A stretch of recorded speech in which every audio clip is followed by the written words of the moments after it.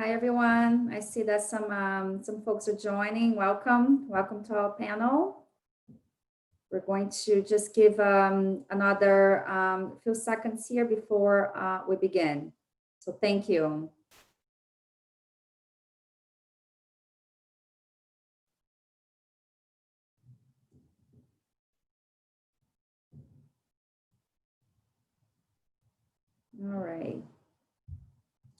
All right then. Well, thanks everyone. I think folks are still joining us here today. But I think I'm gonna go ahead and begin our program. So good afternoon, everyone. And thank you for joining us today here in this rainy afternoon for those of you that are in Washington, DC. My name is Carolina Costa, and alongside with Catherine Nooner, I serve as the co-chair of WIT's Anti-Corruption Working Group. I'm also the head of government affairs for Latin America for RELX. For those of you who are not familiar with RELX, we are a global data analytics provider covering a wide range of sectors from academia to healthcare, the finance, and legal sectors. I'm honored to moderate today's event, which WIT is presenting in partnership with the Brazil-US Business Council and the Coalition for the Rule of Law in Global Markets, both of which are part of the US Chamber. We are gathered here today to discuss a very timely topic, the nexus between rule of law, anti-corruption, and global trade. I think we can all agree that a frail rule of law system represents a significant non-tariff barrier to international trade, harming economic activity and resulting in substantial costs for the global trade system. The issue of rule of law is very, very dear to me. In fact, one of RELX's principal business units, Nexus, is very much focused on advancing rule of law globally through its data analytics solutions, as well as through the Nexus Rule of Law Foundation. If you're not familiar with our work, I do encourage you to check it out. But the reality is that the basis of a strong society, which includes a robust international trade system, are built on the strong foundations of rule of law. In fact, I was just at another virtual event, which was organized by one of our panelists, Kendra, who should be joining us here shortly, because I believe she's wrapping up that event, which touched on this principle in the context of private sector as a force for promoting rule of law in Venezuela. It's been just a great, great event. So Kendra is not here with us yet, but congratulations to her. So this is the perfect segue for me to introduce you to our fabulous ladies and panelists here today. Today with us, we have Renata Vasconcelos, who is the Senior Policy Director at the Brazil-US Business Council. An attorney by background, Renata has deep expertise on all matters related to the bilateral relationship between Brazil and the US. We also have Renata Amaral, who is an adjunct professor at American University's Washington College of Law. Renata has more than 15 years of experience in strategic consulting and a wide range of issues and knows the WTO inside and out.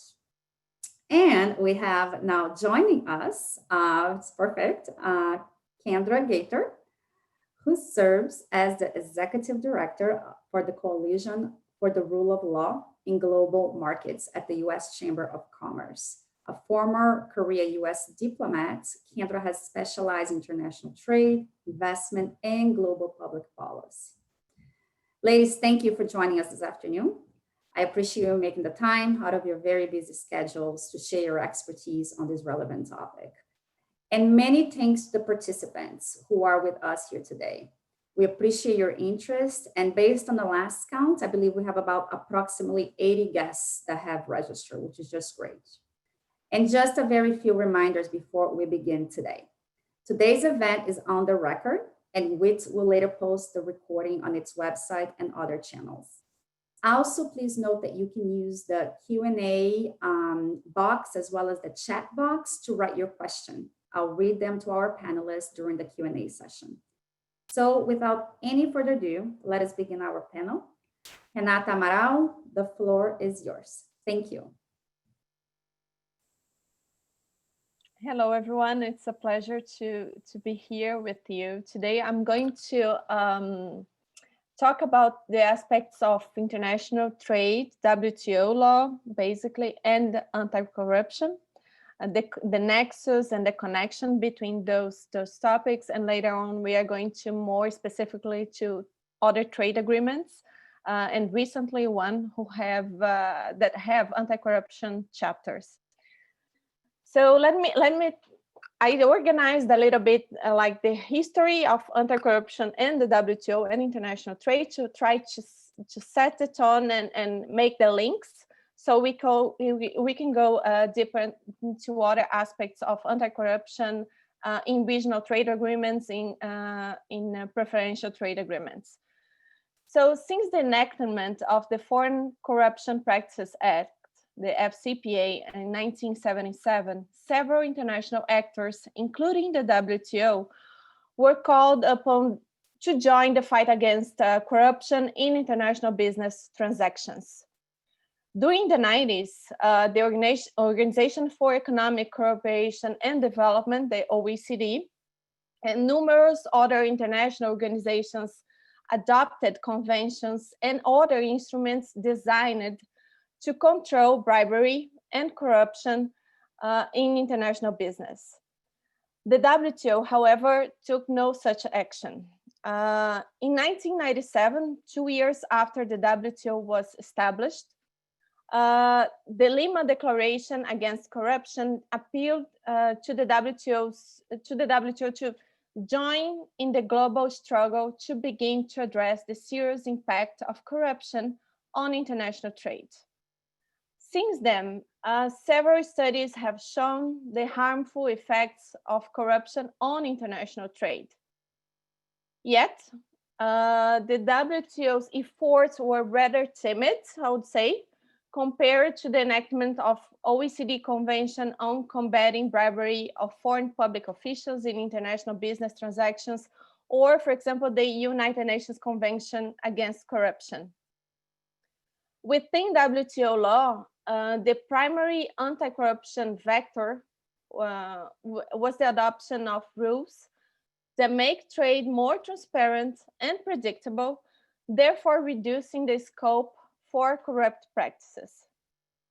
So the rationale to include transparency provisions within the WTO system is not to enhance public accountability or citizen oversight. Rather, the multilateral trading system operates on the basis of diffuse reciprocity and transparency in the sense of disclosure. Is a public policy to promote systemic stability by building trust between different WTO member states. So the WTO defines transparency as the degree to which trade policies and practices and the process by which they are established are open and predictable.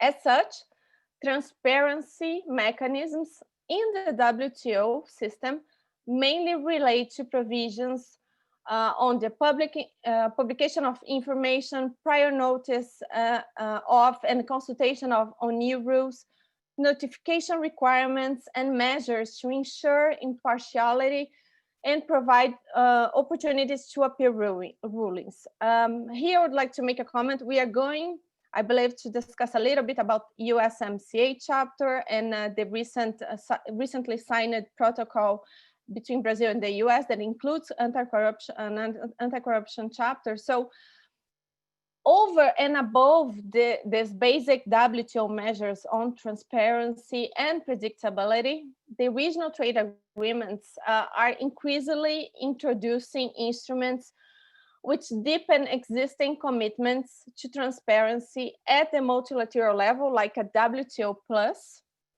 as well as expanding transparency provisions to policy areas which have no precedent in WTO agreements. And now I'd like just to highlight two agreements of the WTO that are trying to include more and more this anti-corruption practices that affect trade into the legal texts of the WTO. So in 2012, the revised text of the Plurilateral Agreement on Government Procurement, the GPA, became the WTO's first regulatory effort to explicitly address corruption by invoking UN Convention Against Corruption in its preamble and adding Article 4.4. This article requires the following: procuring entity to conduct covert procurement in a transparent and impartial manner that prevent corrupt practices. 1 year later, the Trade Facilitation Agreement in 2013, with the purpose of reducing bureaucratic border red tape that actually, in many instances, increase opportunities for corruption. So one of the trade facilitation's main obligations is the single window that I think many of us have heard about. And the single window addresses precisely this point. It streamlines the process, provides for impersonal analysis, and avoids multiple submissions of repeated information. So under the Trade Facilitation Agreement, all WTO member states have committed themselves to a reduction of corruption at ports of entry, and the agreement includes provisions for richer countries to assist poorer states with implementation. I just would like to comment here that member states, the 164 member states of the WTO are under the process of implementation of the Trade Facilitation Agreement into their domestic environments. So actually you can follow this in the WTO website, how the implementation is going for each one of the members of the WTO. So ways that the Trade Facilitation Agreement can help tackle trade-related bribery. I would like to highlight two or three comments here. Given that the agreement requires state customs agencies to provide information about a goods tariff classification and origin prior to any border transaction, there might be fewer opportunities for false tariff classifications, which is a major source of bribery in trade. As the Trade Facilitation Agreement encourages countries to establish single custom windows, the single window, this could reduce significantly the opportunity for bribery simply by virtue of reducing the number of interactions with customs officials.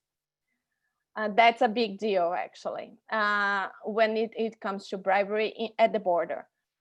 Finally, as firms covered by FCPA and the UKBA, for example, are increasingly reluctant to pay bribes, officials in some cases impose spurious fees or duties, which can then be pocketed. So the Trade Facilitation Agreement requests that WTO member states improve oversight of import and export fees, which may remove discretion and impunity for officials to demand or companies to offer fees in return for favorable treatment.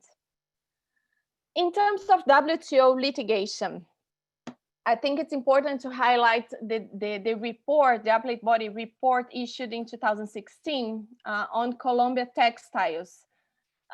In this report, the appellate body admitted that combating money laundering, one of the many manifestations of corruption actually, is a vital societal interest and may run contrary to trade liberalization. So this ruling from the appellate body report is really famous because it was the first one that actually tackled this anti-corruption practices in the litigation environment of the WTO. So some numbers just to maybe finalize my first remarks. Economic studies show that a high tariff environment over 25% creates an incentive for corruption, which leads to lower tax revenues and distorts the profitability and competitiveness of international trade transactions. The highly discretionary nature of customs activities significantly adds to opportunities for corrupt practices in this arena. Government procurement is another high corruption risk activity in international trade, very important. Actually, I'm Brazilian, and Brazil has just requested this year to join the government procurement agreement, and this is very important for our country.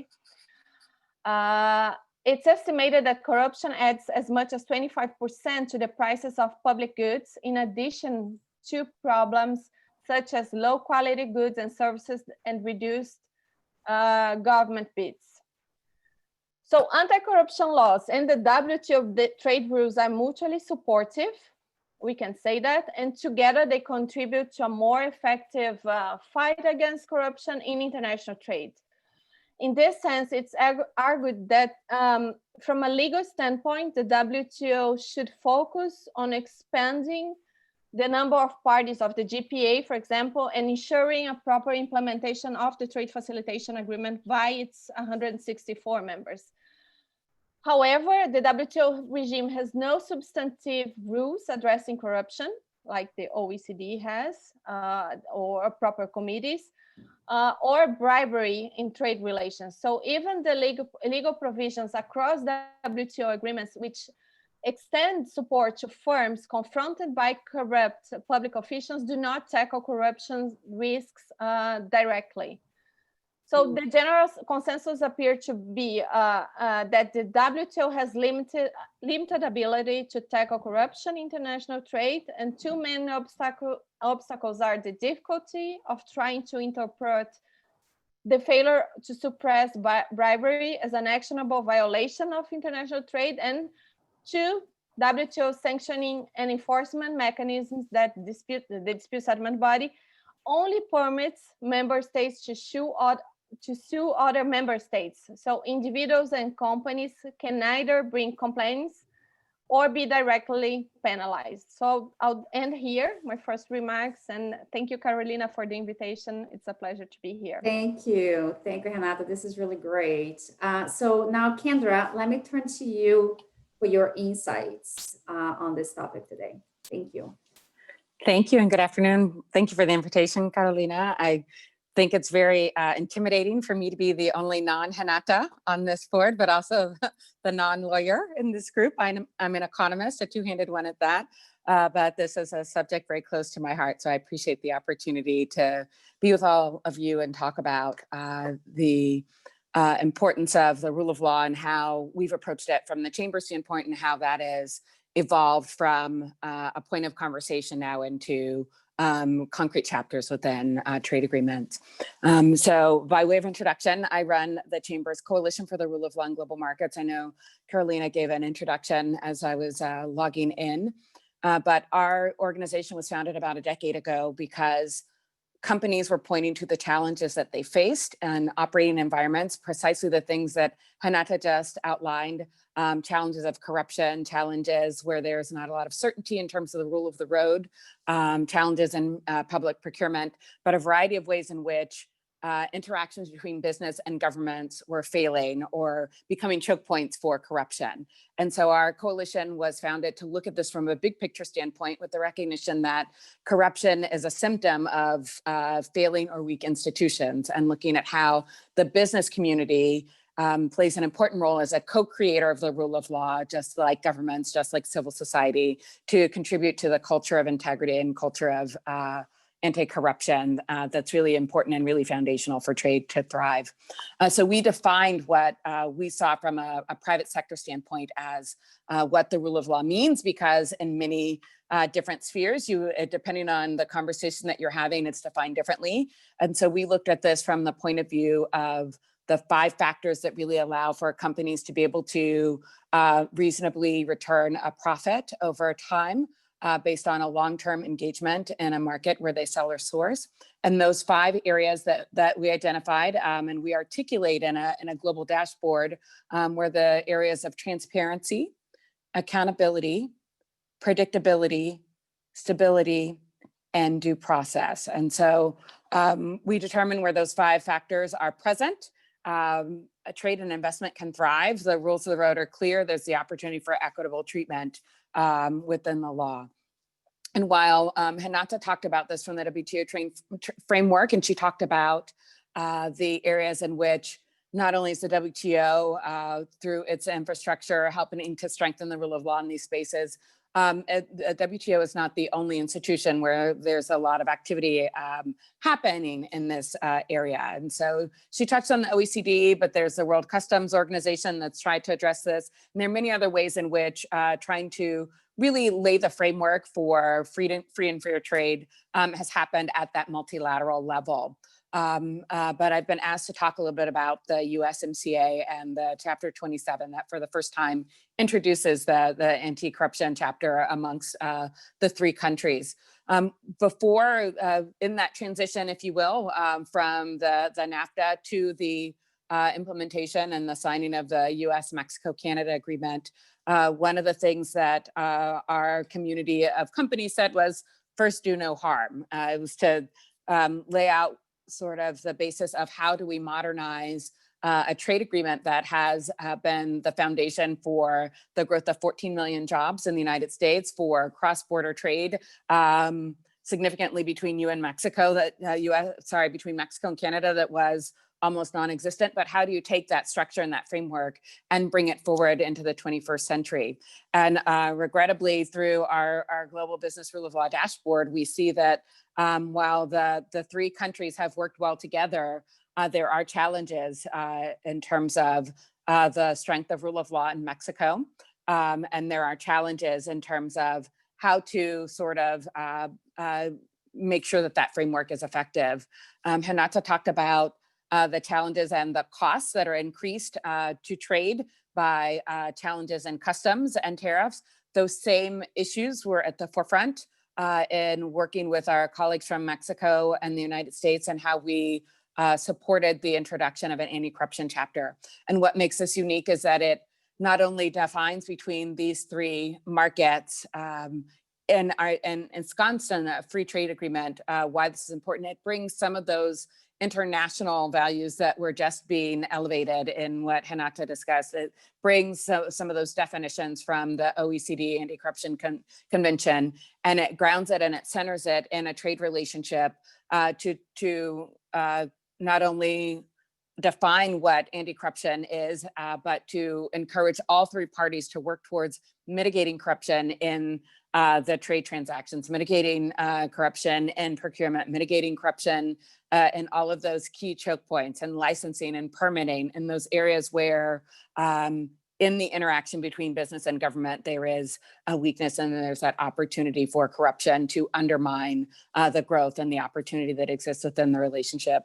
At the time of the implementation of the USMCA and earlier this summer, the Chamber and our partner institutions in Canada and Mexico hailed the implementation of this USMCA agreement with this chapter, because it is a unique step in taking those broader multilateral principles and grounding them in a trade agreement, while still one could say is multilateral or trilateral, but really using the tool of a trade agreement, which has been traditionally used to establish the rules of the road, to create a framework for growth, to create rules that all parties adhere to create that stability that our companies, defined in how we defined our rule of law definition, to be able to use that basis for transparency and have it encapsulated in Chapter 27 of the USMCA helps to further move the needle in terms of creating that environment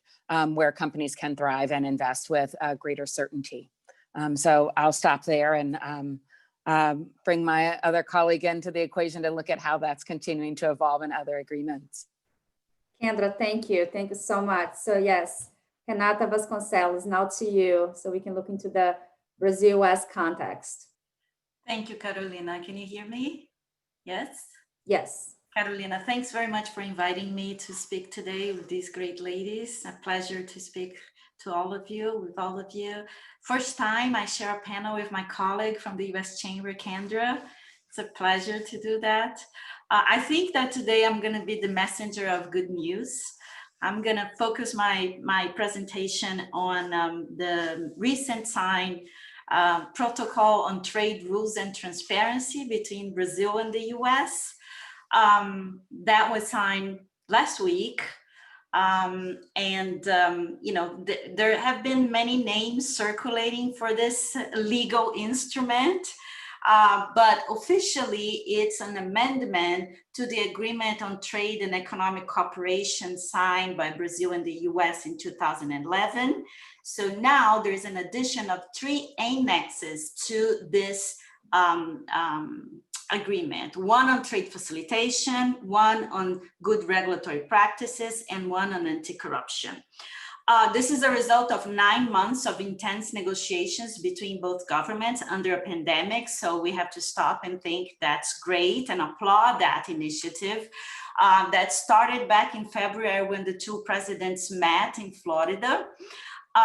This agreement does not need congressional approval in the US, but it does need congressional approval in Brazil. So I think for the Brazil Council that I represent here today of the US Chamber, I think our next priority will be to work closely with the Brazilian Congress to make sure this agreement is approved very quickly, and at the same time, work with Brazil to implement the commitments agreed by the country with these 3 new chapters of ATAC. So my plan today is really to quickly go over the highlights of the trade facilitation and GRP chapters, and then go a little bit more granular on the anti-corruption chapter and try to do a comparative analysis with the USMCA. This is the plan for today. So trade facilitation, great. I think my personal opinion is this: it's not an ideal chapter on trade facilitation. It's better than no agreement. Some highlights, some things that we expected. We worked on the margins of the negotiations with both governments. We expected mandate for the implementation, for example, of advanced rulings, customs rulings.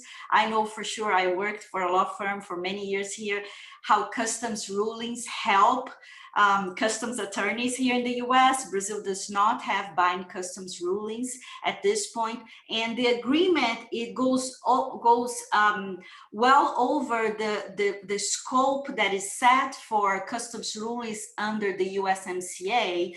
This one would cover not only valuation and classification, but drawbacks, duty deferral, country of origin, quotas. So it's a very broad scope for these customs rules that are so important to importers and exporters in Brazil. There are several provisions that required online publication of information. That's very good for transparency's sake. List of customs charges and fees, customs rulings, public consultations.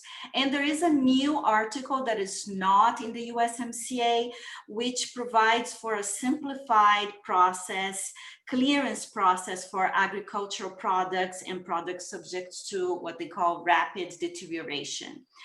So that's great. What we expected provisions on expanded bilateral cooperation. We expected authorization for use of automatic electronic signatures.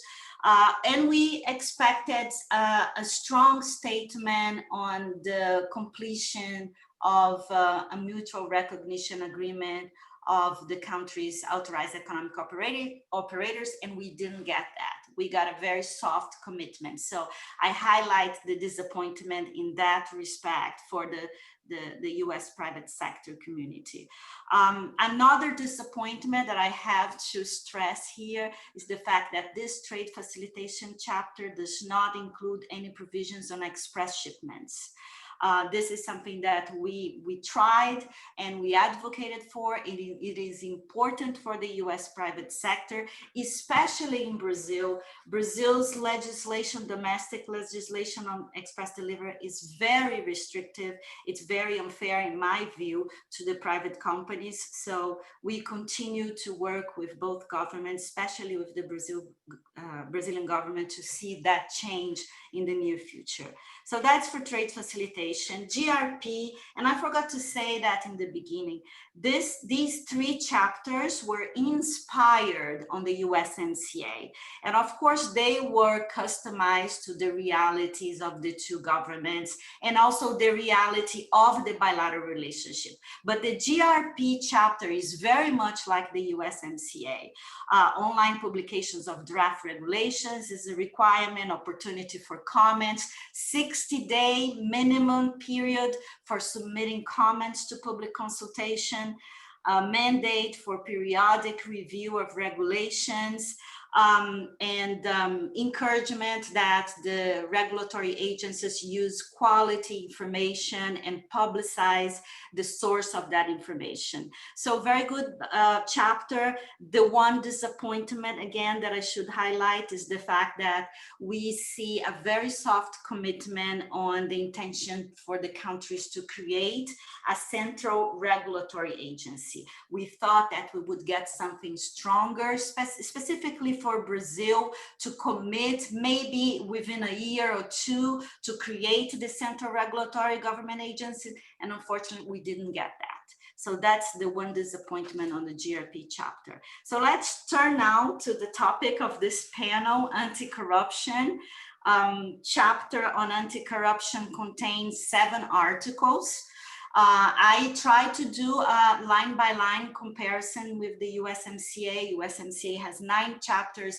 I noticed missing a chapter, an article on bilateral cooperation and dispute settlement, but that is justifiable because the dispute settlement of the USMCA simply refers back to the main chapter. The scope, it intrigued me a little bit when I compared the 2 languages on scope. The USMCA covers all matters covered by the agreement, except conduct outside federal criminal law, while the Brazil-US tax covers any matter affecting international trade and investment. And I understand that because USMCA is an all-encompassing broad agreement, and this is one chapter amending the ATAC. So I understand that. And also there is a caveat that it does not apply to conduct outside jurisdiction of federal law, which is understandable. These agreements usually they don't go to the applicability of state and municipal law, so that's understandable.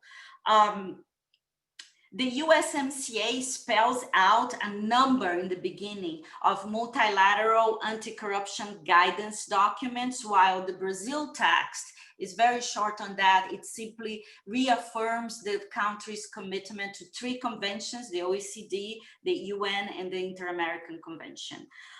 Now, to the second article, measures. This is one of the most important articles of the chapter. It's a very extensive chapter in the Brazil text, mandates parties to adopt legislation that establish criminal, civil, and administrative offenses.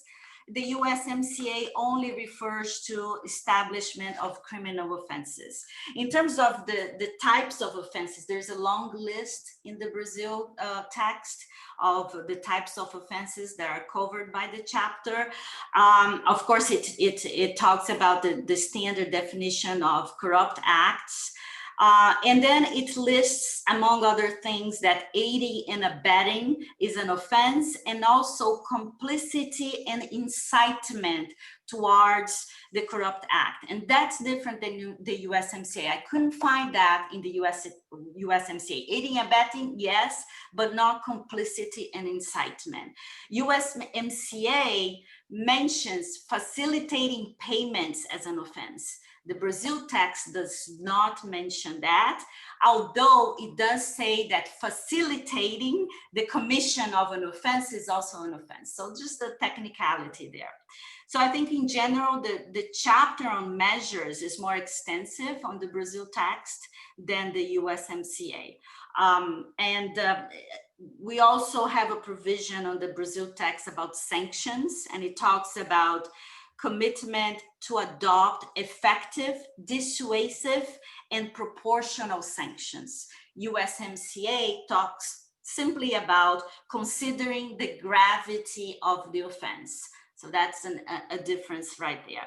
There is a very interesting provision also under measures about visa restrictions that I personally like very much. It says that the two parties agree to adopt visa restrictions on foreign public officials who engage in corruption. Of course, that is not on the USMCA, but I found it very interesting that they added that provision in the Brazil-US text. There is also a prohibition on the tax deductibility of bribes and illegal expenses. And one important distinction that I personally applaud both governments for including it is a whole chapter on whistleblower protection. That is not the case with the USMCA, even though there is a sentence there about persons that report bribery and protections to those people.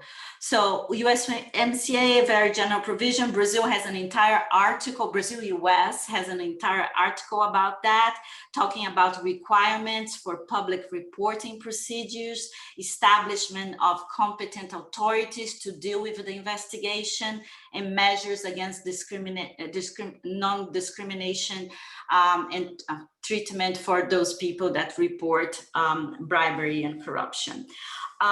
There's an article, of course, the usual on measures to foster integrity among public officials, and again, only applies to the central government. So it does not apply to municipal or state authorities. And that is a norm in these types of agreements. So no surprises there. Same with the USMCA.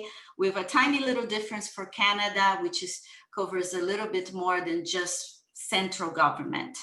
An article on private sector, Article 5 of the Brazil-US agreement. Most provisions are very similar to the USMCA. There are obligations of the parties to promote the participation of public sector and civil society in the effort to prevent bribery and corruption. There is also provisions encouraging the governments to promote activities that raise awareness about corruption. So that's expected, no different than the USMCA. On enforcement, the articles are almost identical in language, USMCA and the Brazil. The interesting thing there, when I was comparing the two, is that the Brazil text changes the order of the paragraphs to include as the first paragraph a provision on enforcement and enhance effectiveness of the law enforcement activities. And when I read that, it immediately, I immediately thought about this screams like keep the Lava Jato going. So very much focus on law enforcement as the first provision in this article. And finally, the last chapter is on definitions, is again more extensive. So just to wrap it up, my first analysis and comparison between the USMCA, I think legally speaking, the text, the Brazil-US agreement is more detailed, more extensive. So it leaves less space for interpretation of the parties, which I think is good. I think this agreement is stronger on whistleblower protection compared to the USMCA, but it's weaker on the aspect of bilateral cooperation. And I'm talking only about the chapter on anti-corruption. There is a lot of provisions on bilateral cooperation on the trade facilitation and GRP. And finally, almost as important as the text is the message behind the whole initiative, which is really to elevate the issue of corruption vis-a-vis the bilateral relationship, the US-Brazil relationship. So that's also super important, and we applaud that. We do applaud the initiative of the two governments under very different circumstances to complete this chapter and the other two. So I'm going to wrap it up right now. I think I'm probably over my time, and I'm available for other comments and questions towards the end. Thank you. Thank you, Liz. Renata, this was great. And I loved this exercise of comparison that you did. Very, very interesting. Well, I all remarks were fascinating, very comprehensive. So I guess I'll take, since I'm the moderator, I'll jump here first today with a question. And again, just to remind our participants with us today, just use the Q&A box or chat box that you should see in the bottom of the screen, and just post your question and I'll read them to our panelists. So with that, I think there's so much here, but I think maybe Renata, Amaral, I'll start with you just so we kind of take a bit of a broader view again. You highlighted something that's really interesting, that in the end of the day, the WTO doesn't have the mechanisms for enforceability and to really push that agenda of anti-corruption forward. Yet, again, when we look into what countries are doing from a bilateral standpoint, USMCA, US-Brazil now, and Nigeria and the US, not an agreement that has been concluded, is ongoing, but we know that the topic of anti-corruption is on the table to be included. So it is a trend, right? I think it's fair to say that it is a trend.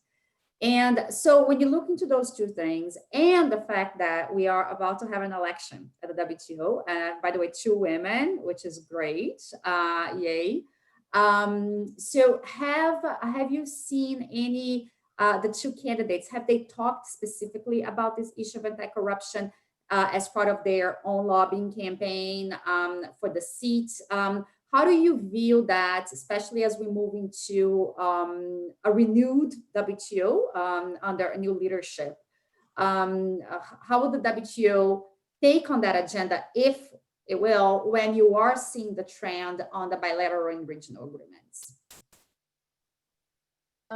Excellent questions, and it was super interesting to hear, to listen to Kendra and Renata on the comparison of the agreements. And I think we can conclude that it's a trend, it's a strong trend. Anti-corruption chapters in trade agreements is not something that is going away, like we're gonna see it more and more. I hope we have gender provisions also in trade agreements more and more. But I think talking about, like, I was thinking about what you asked, and I think there is maybe a realistic political alternative, or 3 realistic political alternatives to the WTO would be maybe creating first an anti-corruption committee, like creating a forum to provide for formal debate on the impacts of corruption and anti-corruption requirements on international trade. That's something that I believe it would be very much realistic to do at the WTO. Not so hard, but of course we always have to remember it's a member-driven organization, so it has to do with the interest of the members to push this agenda. I was also maybe being creative and thinking about maybe if we have a ministerial declaration on the topic. I don't see that coming in the near future, but maybe that would be interesting to have, as we have actually on gender, trade and gender from 2017. We have a declaration on why does gender matter for trade. So maybe why not have an anti-corruption declaration also for trade-related practices from the WTO. I think it's important, like when you have members agreeing to a ministerial declaration, it gives a sign to the world and a horizontal sign for all the members. So that's important. And something else that I thought about is maybe making this anti-corruption issues a mandatory topic on trade policy reviews, for example. In E4, like all the members have to go through trade policy reviews from time to time. So maybe in E4 to broaden and disseminate knowledge, lessons learned, best practices related to how WTO members are dealing with anti-corruption related trade vulnerabilities individually and collectively. So I think these are all forms of what we could call soft laws that could influenciate for something more enforceable in the future, thinking in the multilateral trading system. About the candidates, I think you have seen the noise yesterday from Troika, right? We had almost a consensus on one candidate, the Nigerian candidate. So the Troika, it basically gathers the main WTO committees: General Council, Dispute Settlement, Trade Policy Review. So from the Troika, there was recommendation released yesterday that Dr. Ngozi, she received the greatest support from the members. The US is not supporting her elections. They are supporting the candidate from the Republic of Korea, mainly because of her extensive experience as a negotiator, as a trade negotiator. She's also an awesome candidate. I think we should be happy at the end of the day because we are going to have a woman. So it doesn't matter. They're all very experienced. I didn't see much of that topic. I saw Dr. Ngozi talking about anti-corruption in one of the opportunities that she addressed the WTO members. But honestly, this is not a very, I don't think this is a very sexy agenda so far. I don't know if she can really she or the other candidate could really push forward this as agenda in the near future. But again, they have a voice, like the Director General position is an important position. They can push the agendas, but I think there is an important role for the members to play in also pushing this agenda to the highest positions of the WTO. So that would be my comments. I think I answered everything. Yeah. That's great. Kendra, do you want to add, please? I did, and thank you for that explanation, Hanata. I thought that was fantastic. Certainly, I was able to participate in some of the candidate, I guess, meetings as the list was being narrowed down to the two formidable women who are set to be determined as leaders. And the question that I asked, and I had a chance to ask Dr. Ngozi a question about how she saw the WTO body evolving. And it's some of the things that you touched on, is that in terms of where we are, I think now in this current space of trade is we've done the rules of the road and we continue to lay those frameworks, but now it's moving into more of a tactical space of application, and agreements like the global procurement agreement, the trade facilitation agreement are really now going from the intellectual sort of framework to the tactical framework. And I think a lot of those things really do have as part of them, and was signaled that they have as part of them, creating that transparency that does allow for a reduction in corruption in the processes. And so I think that is going to be a really critical next role for the body to play, is that these addendums, and that as we look at how we build trade forward, how do we really in a meaningful way adopt these agreements and implement these agreements. Truly, it's the implementation, that do create those frameworks that build that culture of integrity and reduce the capacity for corruption to take hold. That's great, Kendra, thanks for that. Well, so, with that, maybe kind of mixing a bit Renata's comments and yours now too, Kendra. And I guess a question to you. So, Renata said, like, may not necessarily be a sexy agenda, right, yet, right, from that perspective of the body. But I think from the perspective of the private sector, not only is a sexy agenda, it is a much needed agenda. And, again, there is a reason that, so much of this discussion is also happening at the private sector level, because it means it not only makes sense, but it means business. It's about the bottom line for many of the businesses. And I think from, small and medium all the way to multinationals, right? So maybe, Kendra, if you can talk a little bit about that, and Renata Vasconcelos, feel free to jump in too. Both of you are intimately familiar with the asks and needs of the private sector. You work with multinationals every day. So if you can kind of add here, your perspective on how does the private sector sees this agenda of anti-corruption in trade moving, and where does it want it to go, and the role really that it can play. Kendra, a little bit about the panel that you just moderated and helped to organize before this one. I mentioned in my opening remarks, it was a great event. So a little bit of that flavor too. Well, thank you for that. And I'm really excited that I've gotten to spend all day talking about the rule of law, because it is, as you say, it's really important for the private sector, and it is a sexy topic because it is really what allows companies to be able to thrive and compete in a global marketplace.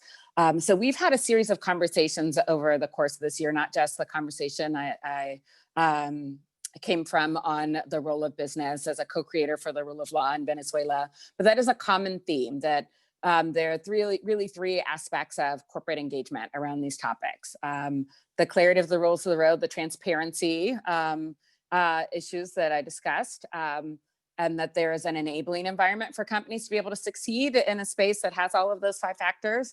There's the capacity for companies through their best practices and adherence to international standards to be play a formalizing role in an environment, particularly one where institutions are weaker.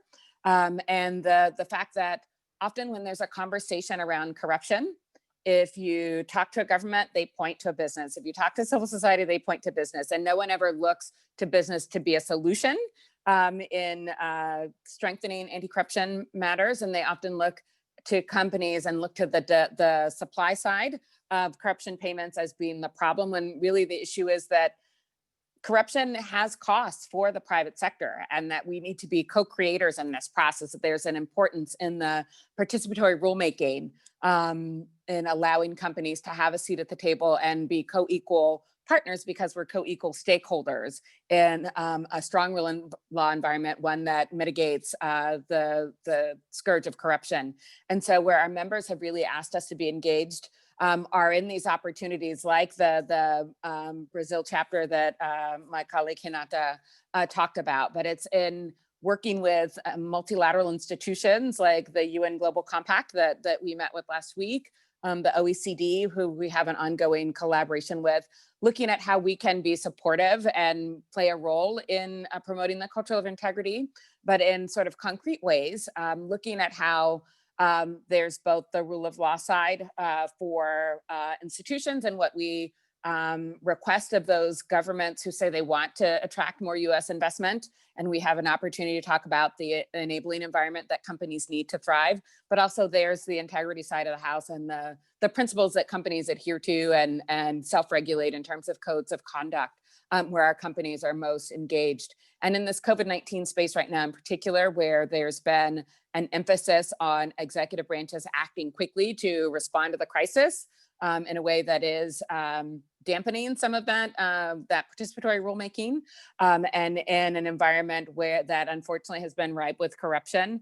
The idea behind really focusing in on the important role that companies can play, the importance of these frameworks in providing that structure and providing some accountability to how governments conduct themselves, but also providing protections for companies has really been where we've been engaged, and looking in particular as COVID-19 has accelerated processes at how we look at the digital tools that can really help play a role in mitigating corruption and creating that transparency, and really laying the groundwork for how governments will be able to restart economic activity, because there's clear digital tools and digital rules of the road that facilitate trade in a safe way.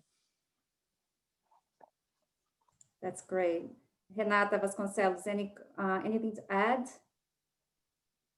I just want to add a comment about the OECD and Brazil's bid to enter the organization.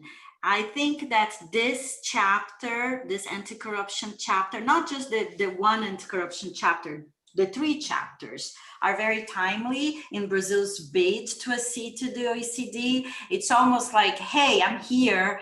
I just signed an agreement with one of my most important partners, the United States of America, and I'm committed to facilitate trade, good regulatory practice, and anti-corruption. It's certainly for Brazil, is for me, I step in the right direction. And you know, as Kendra said, the bottom line is for us, we work to create a better environment for doing business in Brazil, in the US, and other countries. And that's the bottom line. And the agreement reinforces commitments, these commitments of Brazil towards achieving this goal. Being, you know, a member of the OECD or not, may be outside of control of Brazil right now. There's a lot of political issues around this decision, but it's certainly a step into the right direction for Brazil. And, you know, legally and technically, if I put my lawyer hat is, you know, it reaffirms the commitments of the OECD convention that Brazil is a signatory for. So all good for Brazil in that respect, I think. Although there's a lot of work to be done, and we know that, yes. right? Yes, there is a lot of work ahead of us, no doubt. Well, we are approaching the top of the hour here. I wanted to give our panelists, if you have any final comments or remarks, please. Renata Amaral, floor is yours. Yeah, just maybe adding to Renata's comments on Brazil and OECD, I think there is an important also demonstrative effect for the region, because, for example, Brazil is the first Latin America country that is started the process to accede to the government procurement agreement of the WTO. So this chapter signed with the US last week is also, they're super important. I said they are not sexy within the WTO environment, but I think I know that for business they are super important, and I think the fact that Brazil signed those specific chapters with the US has also an important demonstrative effect for the region. So I think this like acceding to the GPA and the signature of those agreements were important steps in 2020 for Brazil and for the region.